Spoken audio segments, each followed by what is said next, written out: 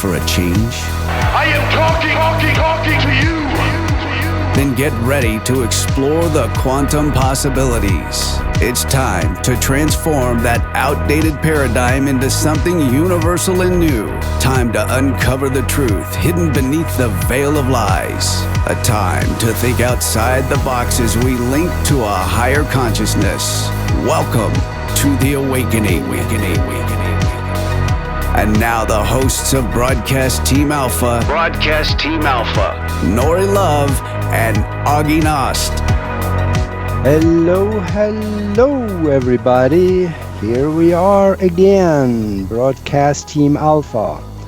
We are live on KCOR Radio, ready for some cutting-edge conversations on what is outside of the box, far outside of the box. My name is Augie, and I'm one of the hosts, and my co-host, Nori Love, is not able to be with us tonight. She is a Reiki master and a healer, and she's texted me just here a little while ago and said that she is doing a healing session with someone. So when it comes to healing and helping someone else, that has precedence over absolutely everything what I'm concerned. So we wish her well tonight. And besides that, it is Nori Love's birthday today. So happy birthday, Nori. Now, we have a phenomenal guest with us tonight. But before I introduce our guest, I like to tell you how you can connect with us. You will find us at broadcastteamalpha.com, and we are on YouTube with the same name, Broadcast Team Alpha. And yes, when you go to the YouTube channel, check out our other shows there too. We really have some doozies, all the way from reversing the aging process. And yes, it is possible. In fact, the Nobel Prize was given for the discovery on how to do it in a simple way, and nobody told you. And from there, to time travel equipment, and how to tap into the universal consciousness. And when you are at our YouTube channel, please subscribe. Check that little subscribe button. And when you do, that little black bell next to it comes up. Click on that too, because that's a good one, because then you get notified of new shows as they come up. And that you really want to do. And for those of you that like to hear this show again, go to broadcastteamalpha.com, YouTube, Twitter, iTunes, TuneIn, Alexa, and a few other places that you find us on the internet. And of course, we are always at the KCOR Radio archives, and that is at kcorradio.com. Go into the archives, and we are there under Broadcast Team Alpha, and then you can hear them again. And down at the bottom of the page, while you are at kcorradio.com, down at the bottom of the page, there is this wonderful little feature. It's a donate button.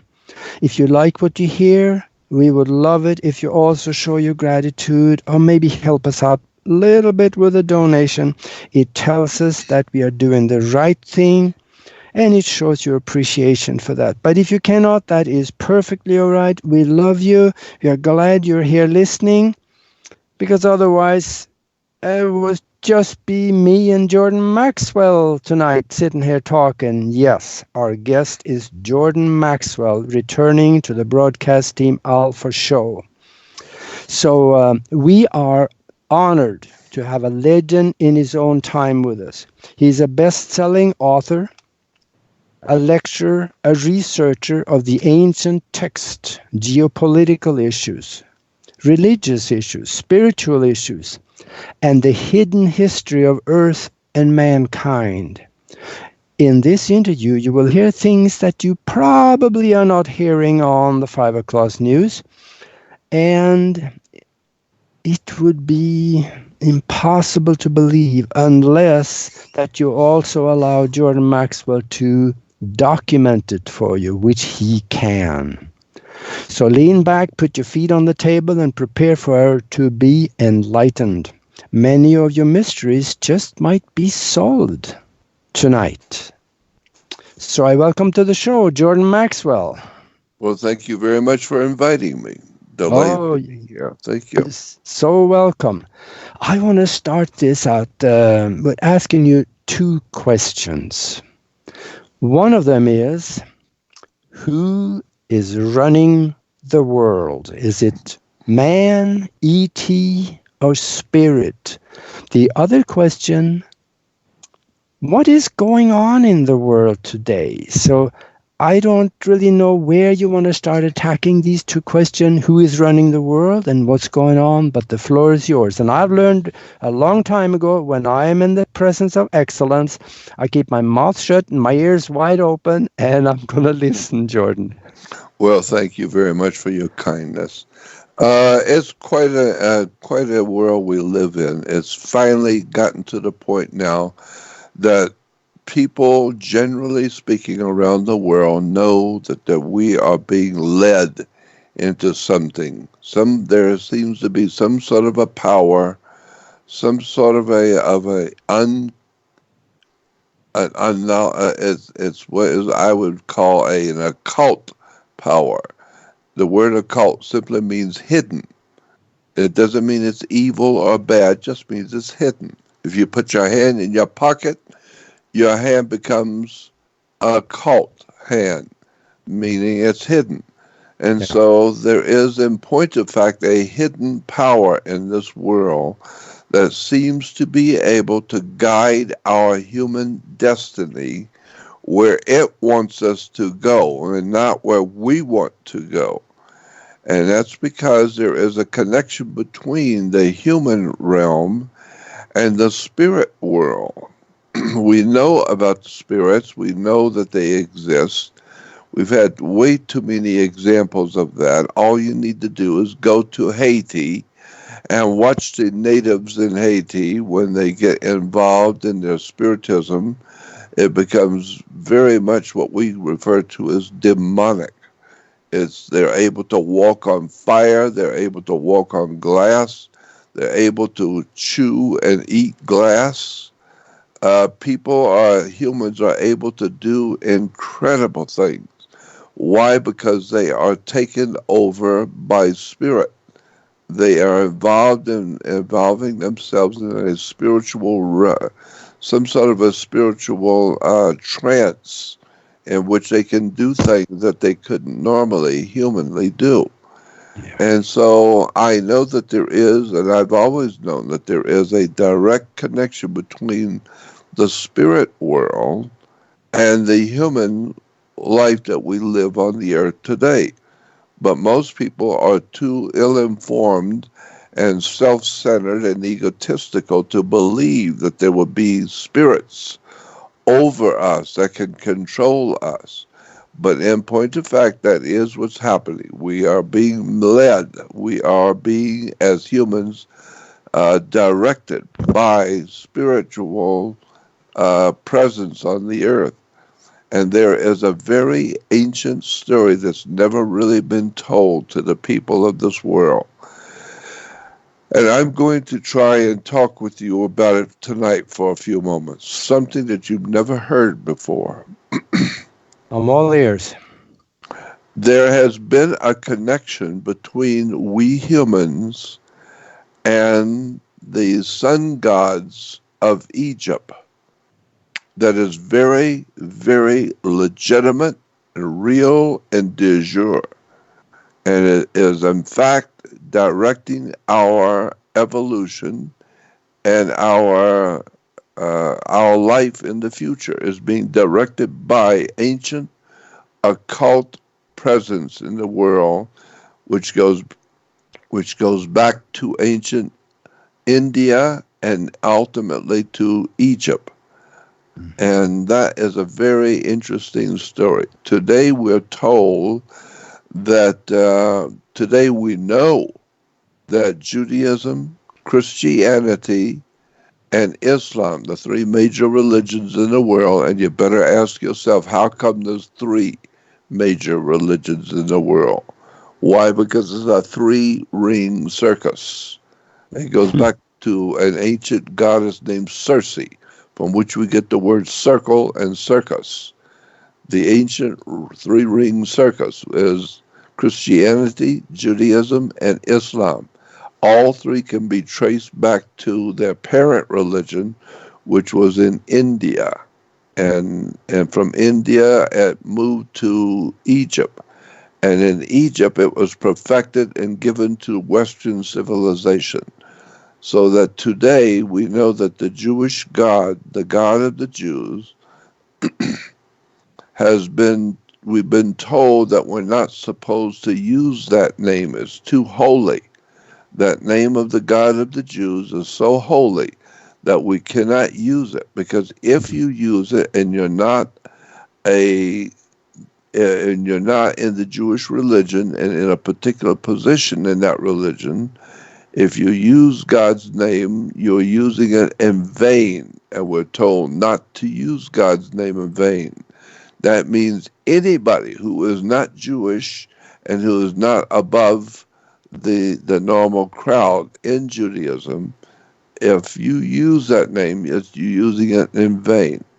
And so we're told that there is another name that is a substitute name for the name of the Jewish God that we can use. If you want to talk about Judaism, you want to talk about the Most High God, then there is a name, there is a word that we can use to denote that God.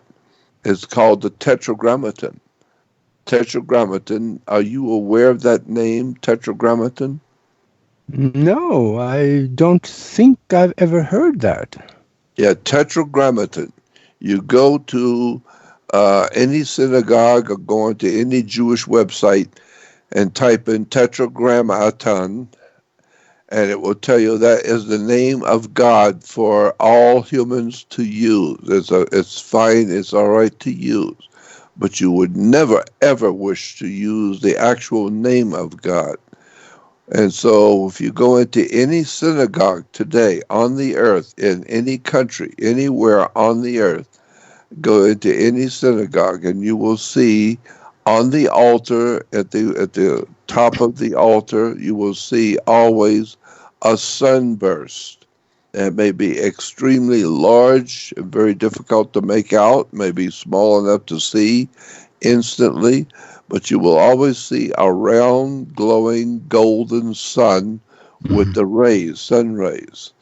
And then inside of that round sun, of golden sun, you will see 4 Hebrew letters. And that is the substitute name for God. And it's all right to use that. And so it's called a tetragrammaton. And any Jew knows what I'm talking about. Tetra is 4.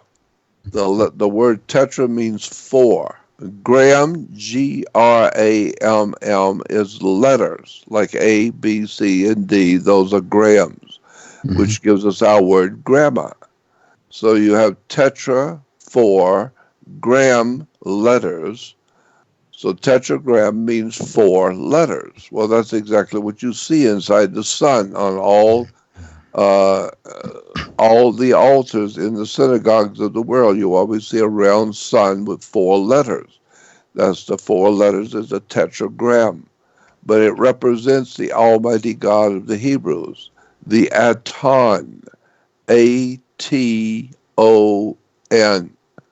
Aton is the name of the Almighty God of the Hebrews that you're not supposed to use, but I just used it.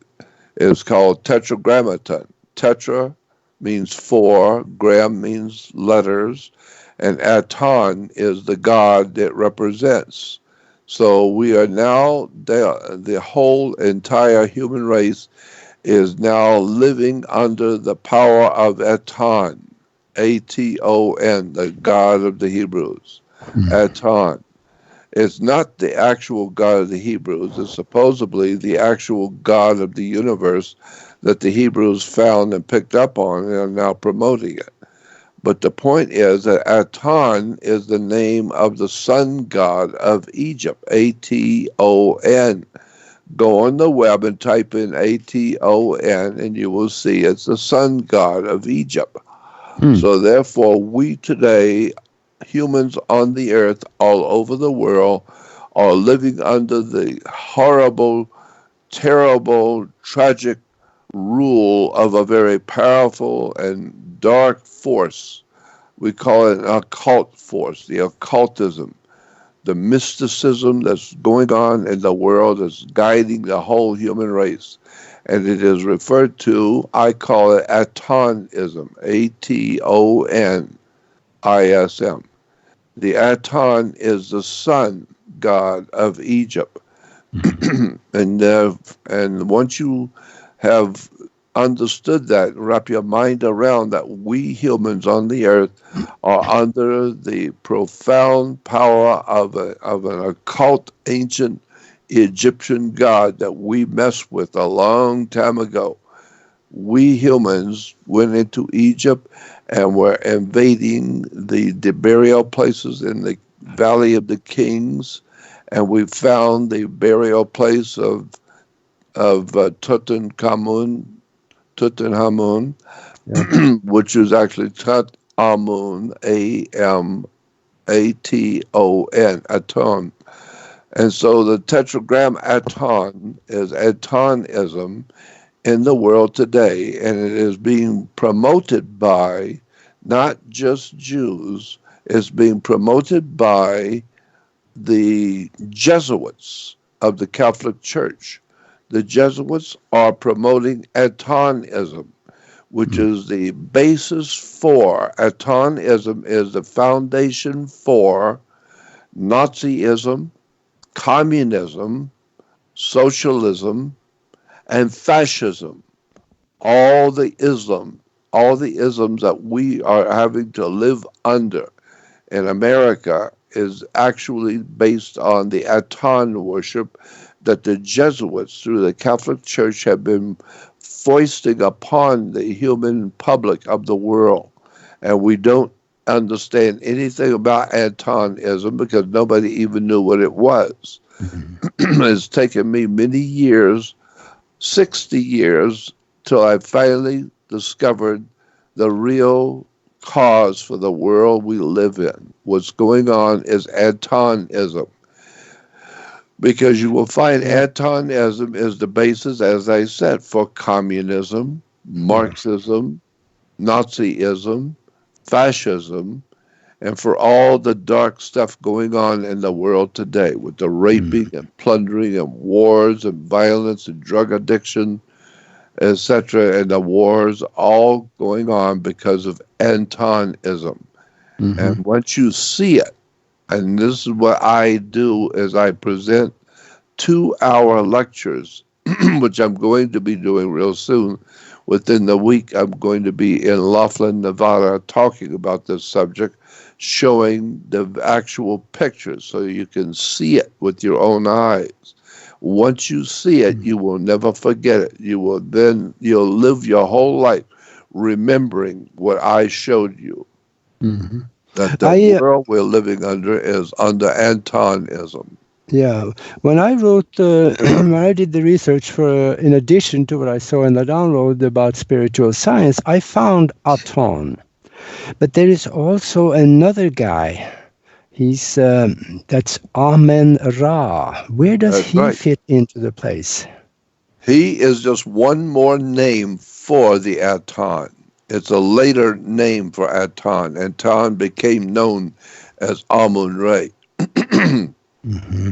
And so, yeah, and isn't it amazing? Every time that a Christian sits down or kneels down and he prays to their God, they, at the end of that, they say, Amen. So they are still praying to the sun god, aren't they? That's right. Exactly. It's Amen-Ra. R-A. Amen-Ra. We put a Y on the end of Ray. It becomes Ra, Amun-Ra, as A-M-E-N-R-A, and we put a Y on it, and it becomes Amen-Ra, like a sun ray. And so it's very, very difficult for people to understand and wrap their mind around when you begin talking about the hidden connections around the world with the ancient religions of India and Egypt. and how they dominate our world today. Christianity and Judaism came directly out of India. It's an Indian religion, the Hindus. And all three religions will tell you, Christianity, Judaism, and Islam will tell you that their father, the father of all three religions, is Abraham. Well, in point of fact, there is something to that. Yes, Abraham is the father of all three religions. But the problem is, Abraham as a man never existed. There was no man ever named Abraham who fathered any religion. There was no Abraham. Abraham can be traced directly back to the Hindu religion of Brahma, the Brahmin religion. The priest of Brahma in India refer to themselves as God's chosen people. They are the chosen of God. They are roughly referred to themselves as the chosen ones. And so we know that this is a term that has been used in Judaism, God's chosen people. That goes back to Brahmins. And you put an A in front of the word Brahmin, it becomes Abram. Or Abraham. Oh, that's the connection right there. Yeah. And so now once you have Abraham, you go back to the Brahmin religion and you will find that the Brahmin religion today in India, they call themselves God's chosen people, and everybody else who is not a Brahmin in India is referred to as an untouchable. They don't want nothing to do with the regular people of India because they are pagans. They are not to have anything to do with the Brahmins, no intermarrying. No Brahmin men will have anything to do with the outside women of the world in their country because the women are not worthy to be in the company of the Brahmins. And so in the Brahmin religion, there is a goddess. Her name in Brahmanism is Saraswati. Saraswati is a goddess in the Brahmin religion.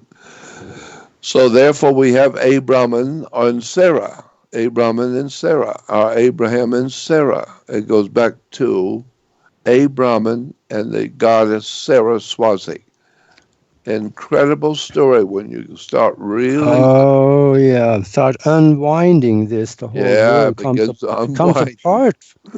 Yep. Yeah, and I see now we got only 30 seconds left for the break. So let's go ahead with the break. And then after the break, we will come back with Jordan Maxwell and we will explore more of the mysteries of who is running the world and what in the world is going on in this world. This is the Broadcast Team Alpha Show, hosted by Nori Love and Augie Nost. The one show that takes your doubts of the unknown and spins them into reality. Share your thoughts by calling our hotline number at 702-425-9230. That's 702-425-9230. Call now. Worldwide callers use Skype name KCOR Radio. More cutting-edge conversation and exploration of the quantum universe after this.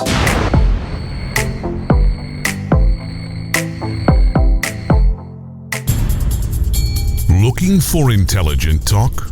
Then look no further. Expedition Truth. Expedition Truth.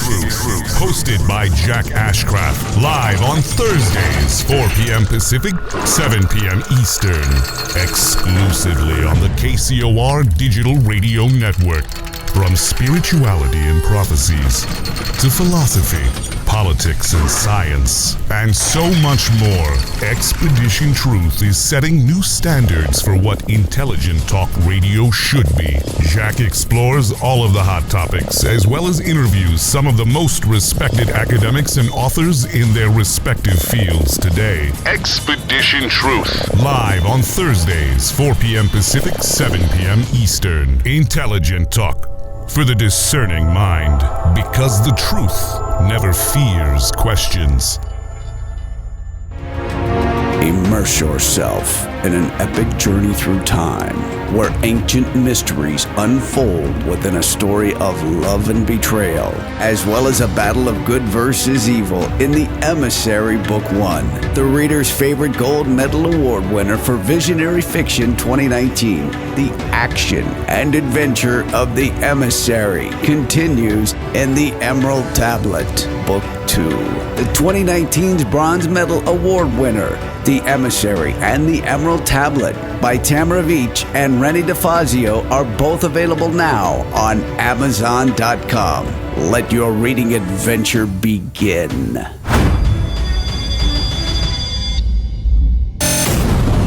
Great.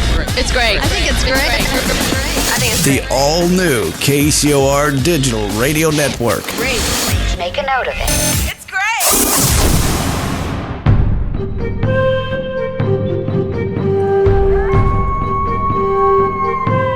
Looking for a radio show like no other? We need something brand new.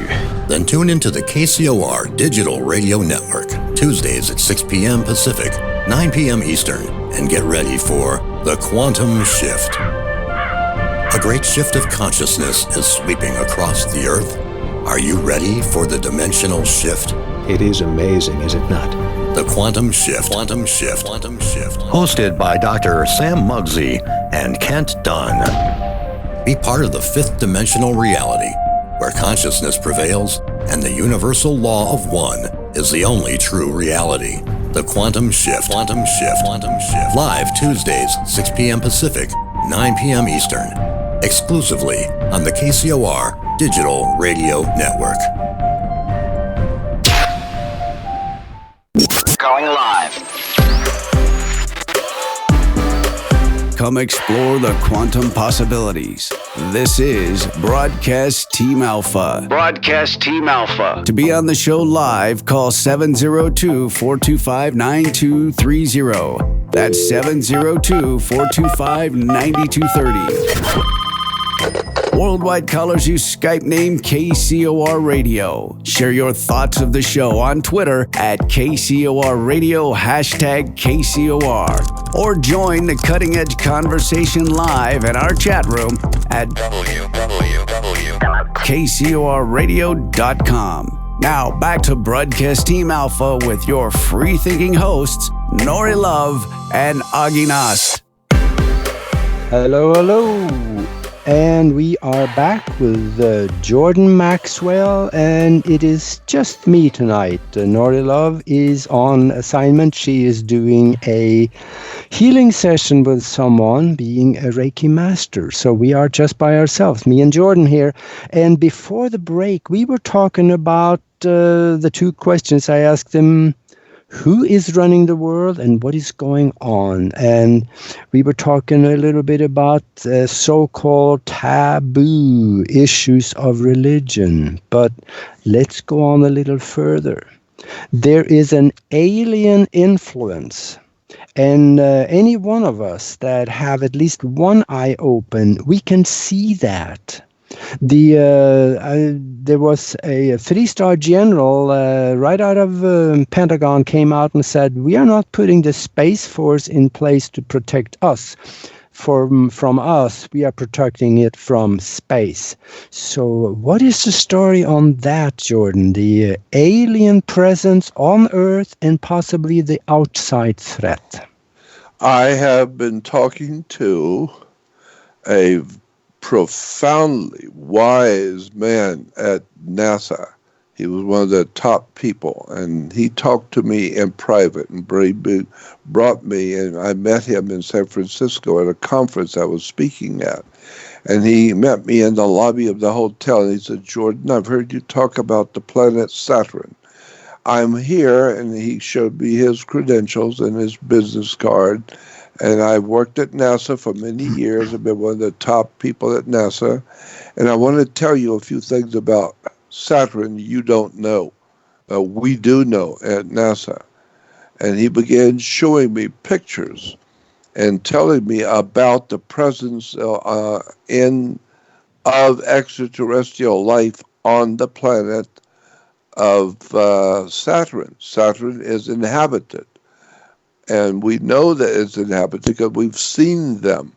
When we were out there and circling around Saturn for some time, we were taking pictures, and we found pictures. We have pictures of craft, enormous craft, coming into the planet Saturn. I'm not talking about landing on it. I'm talking about going into it. It goes into these craft, or pictures of craft going into the planet of Saturn and coming out on the other side. So we know that somebody is actually inhabiting the planet Saturn. And NASA believes it's a military force because it keeps coming, but they're not going anywhere. So they're building up somebody is building up some sort of a military force in or on the planet Saturn. And NASA is of the opinion, and they're very wise with this kind of stuff, they're of the opinion that somebody is building up a military force that's going to invade someone in our galaxy, and who would it be if it isn't us? So it looks like someone is building up and getting ready to invade the Earth, and when it comes, it's going to come here to the Earth, because we are the biggest target in our solar system is the Earth, and that's why somebody is building up a military group to come here and to invade our Earth.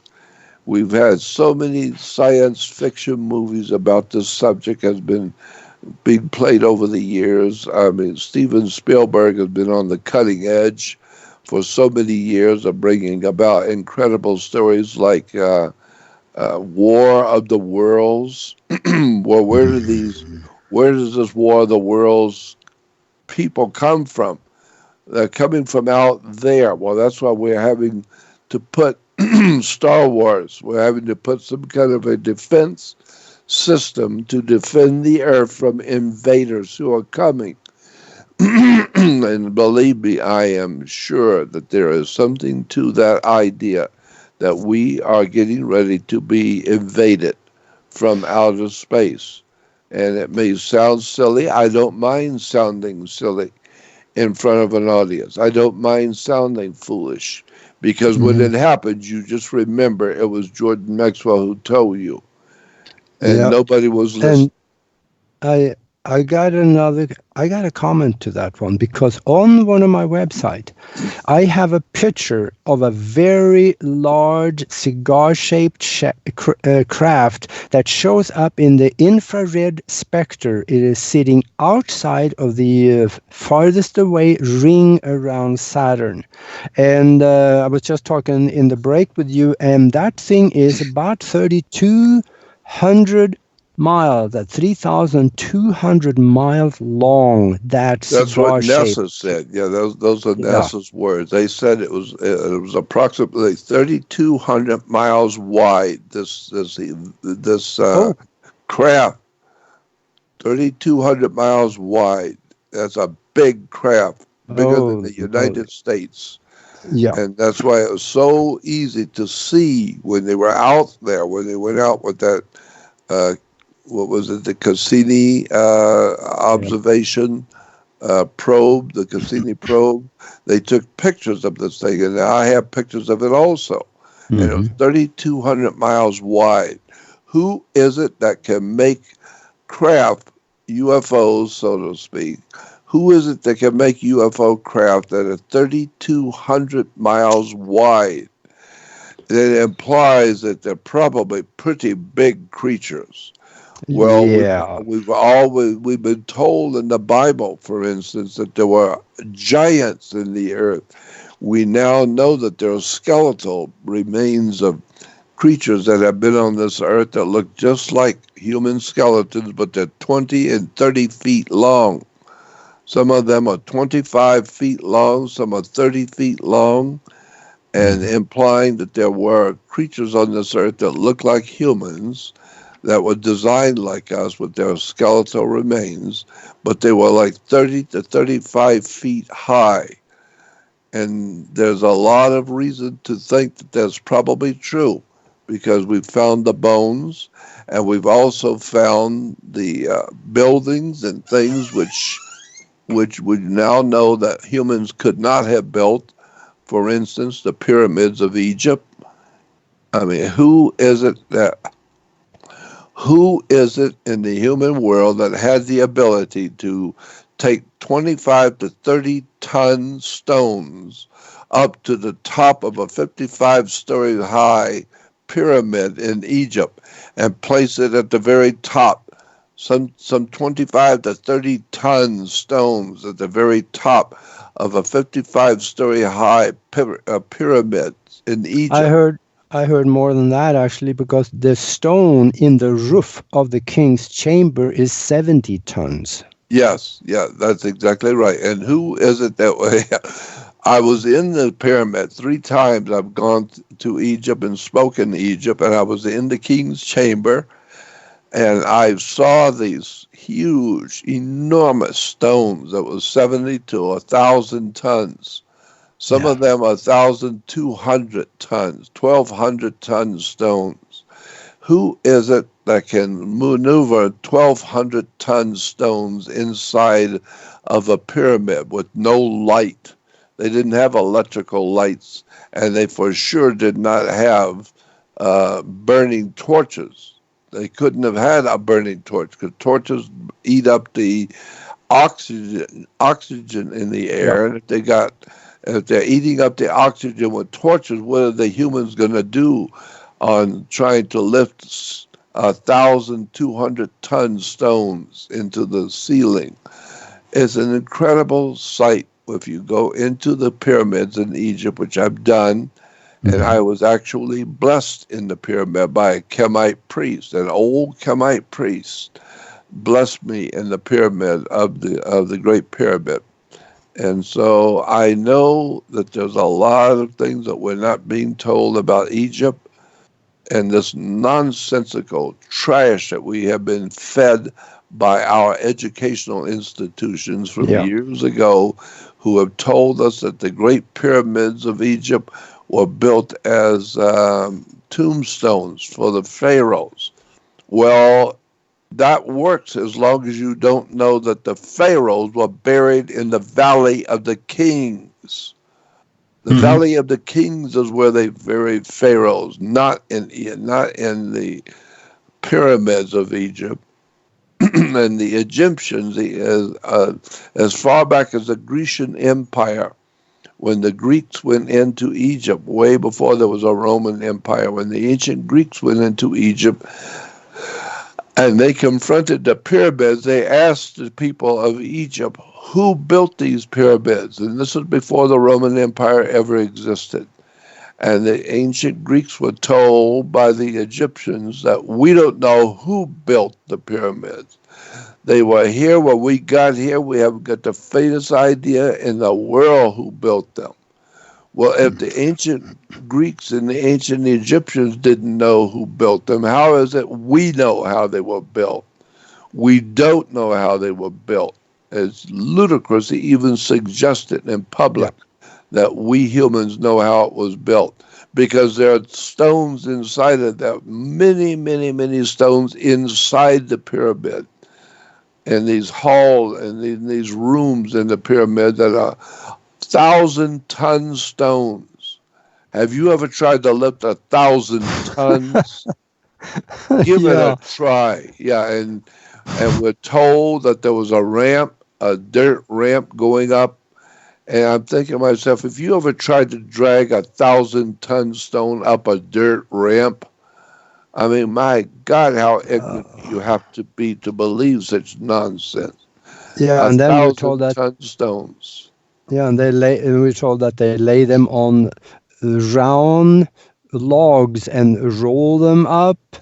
You put 1,000-ton stone on a round tree, and it's going to be about 2 millimeters tall in about a quarter of a second. Yeah, can you imagine laying something weighing 1,000 tons on a tree to roll it somewhere in the desert of sand in the desert?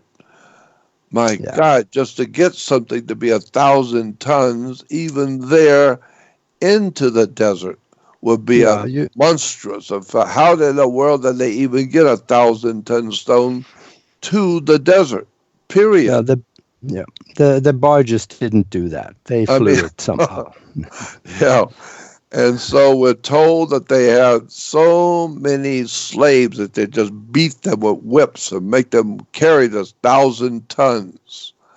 Wow. How ignorant does the human race have to be to buy into that nonsense? And also, you need to ask yourself, how come in the state of Israel, this is something I've been looking at for a long time, the religion and the whole monstrosity we call Israel, where it came from and what's really going on there. How come it is inside of the state of Israel, if you go to a synagogue, it is spelled S-I-N, agog, synagogue. But on the outside, in the Gentile world, a synagogue is spelled S-Y-N, agog, synagogue. S-I-N in Israel is S-Y-N around the world. Why do you have the difference in spelling? It's because in Israel is the correct way to spell synagogue, S-I-N, not S-Y-N. Why? Because the very ancient God, the very earliest and most ancient God in the land of Canaan, that's what we called it in the ancient world, the land of Canaan became known as Israel. But in the land of Canaan, the most ancient God was a moon god. The moon god today is referred to as Allah. The god Allah is an ancient moon god from Arabia. An ancient Arabian moon god, and his name was Sin, S-I-N. Look it up. Look up the god Sin, S-I-N. And Sin was the name of the moon god, and he was worshiping something called a synagogue.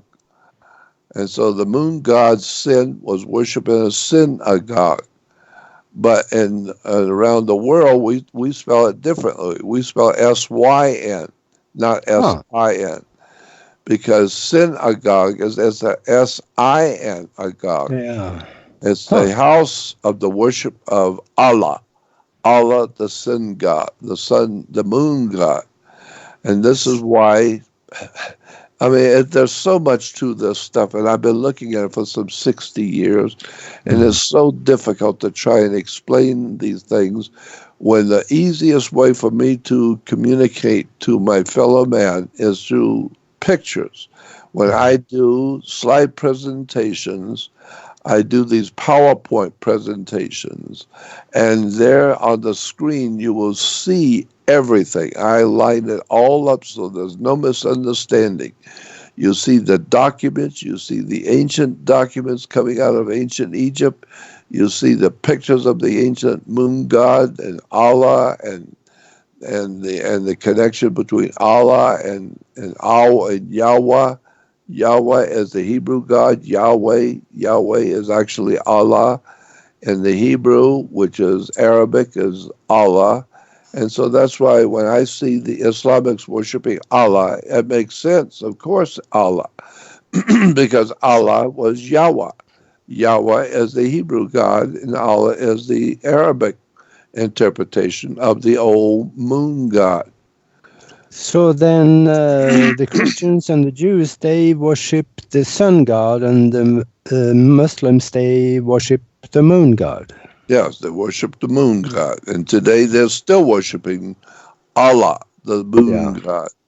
And this is why we're told that Moses went up to the mountain to talk to God, and God called him up into the mountain.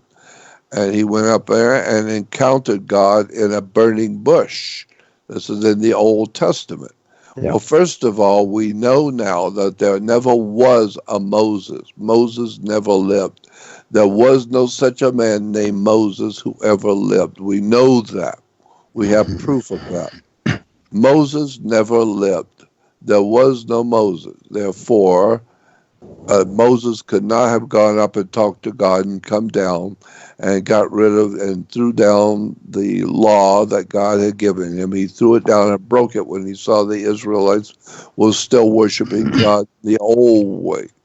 Where did the myth of Moses come from then? Moses was the name of the god that represented moon worship in the ancient Arabic world. In ancient Egypt, the god of the moon was represented by his prophet called Moses. So Moses was a prophet for the moon god who never lived. There was no Moses. Why? Because there was no moon god.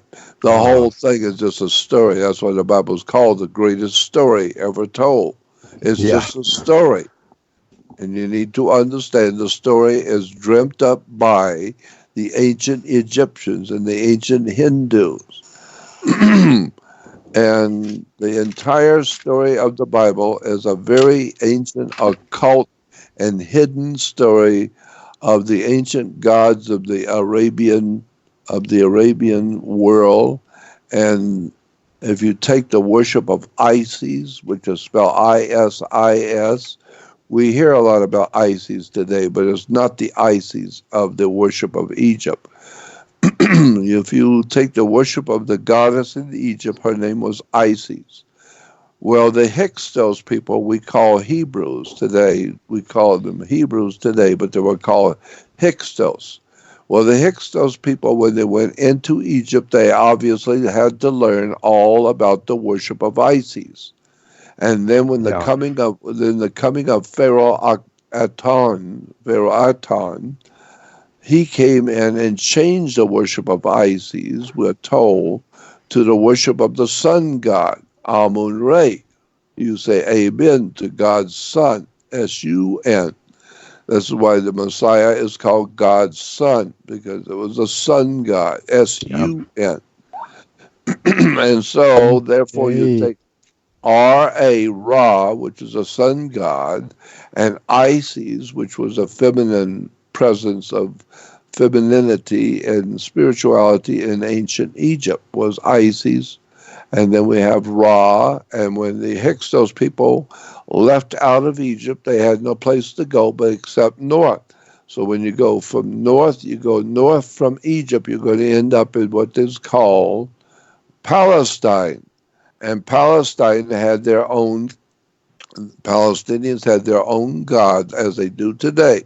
The Palestinians have their own God, which was the planet, which was El. The planet Saturn was called El. And so therefore you take the three names of the esoteric names of the gods of the Middle East. Isis, Ra, and El. I-S-R-A-E-L. So when you talk about Israel, Israel is Isis, Ra, and El. The three names of the esoteric names of the gods of the Middle East. So the whole idea is that it's ancient religions and ancient cultures of the Middle East and in Arabia that Western world doesn't know anything about. Yes. I see we have only 4 minutes left of the show here. Please tell people where they can get a hold of you. You have an enormous amount of information on your website. You got videos, documentaries, and you got books there for people that want to research this some more. Please tell them where they can reach you. Yes, thank you. My name is Jordan, Jordan, Jordan Maxwell, Maxwell. My website is Jordan Maxwell Show, SHOW. Very important you add that word show. It will not get to me without it. So if you want to contact me, it's jordanmaxwellshow.com. That's my website. When you go to jordanmaxwellshow.com, you will see the first thing is an advertisement of a link called Jordan Maxwell Research website. You have to join my research website, in which I have all kinds of documents, pictures, videos, audio tracks, lectures, all kinds of incredible articles you've never seen before, research articles about government and banking and religions and theology throughout the world. It's an enormous website called Jordan Maxwell Research website, and you have to join it. It's only a one-time contribution, a small token contribution for a one-time subscription. You subscribe to it, and you've got it forever. One time only. Okay. And so go to my website, Jordan Maxwell Show, and join my research society and begin to learn for the first time all the things you've never been told with pictures and documents. I have been there, and I tell you, folks, it is really worth your time. All the things that you wonder about, somewhere in there, you probably will find it. And researching for 60 years, you know you got an awful lot of material in there. And now I see we only got about a minute left, but before you go, Jordan, if you can talk to the whole world right now, and they would listen, what would you tell them? I would tell them everything you think you understand, you don't. Nothing in this world works the way you think it does. The people who have put this world together before you were born were far, far more educated and enlightened than you are, and they put this world together for themselves so that they would prosper, not you. And so in order to understand the world you live in, you need to go back and understand the very fact nothing in this world works the way you think it does. Nothing. And I will echo that. And we're at the end of the show. Thank you, Jordan Maxwell, for being with us. And next week, we will be back again. And thank you, Jordan. You've been listening to Broadcast Team Alpha. Broadcast Team Alpha. Hosted by Nori Love and Augie Nost. Every Tuesday night at 5 p.m. Pacific, 8 p.m. Eastern, exclusively on the KCOR Digital Radio Network. The balance of power is shifting to a new paradigm. Will you be ready?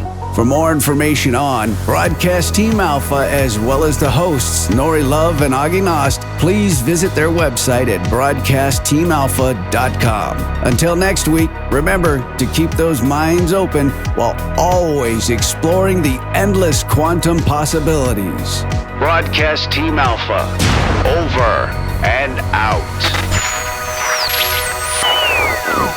This is KCOR Las Vegas, home of the Digital Radio Network, broadcasting from a shack just south of Area 51. Wait, that doesn't exist. This